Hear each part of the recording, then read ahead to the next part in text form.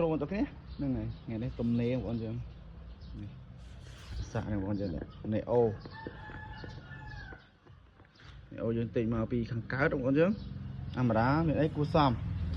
អាមរ៉ា2ជាន់បងប្អូនយើងនេះអាមរ៉ា2ជាន់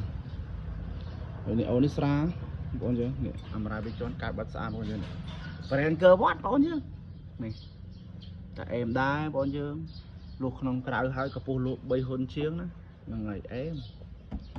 ប្រេងកស៊ីក៏ល្អដែរ30ចាប់នេះប្រេងកង់វា30ជាងដែរបងប្អូនយើង30លីត្រខ្យល់បាន170លីត្រដែរតាមានអីអន់នេះចាប់ចូលថងហ្នឹងបើតែសំខាន់នេះវាស្រាទេបងប្អូនយើងនេះអូស្រាស្ងាត់មិននេះអូធ្ងន់ដូចមេដៃណាវាសស្ងាត់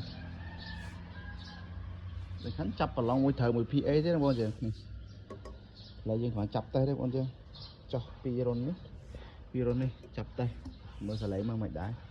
តែកពស់លូ3សាច់លូក្នុងក្រៅលូ3ហ៊ុនទេបងប្អូនយើងនេះលក្ខណៈគ្រួសារអែម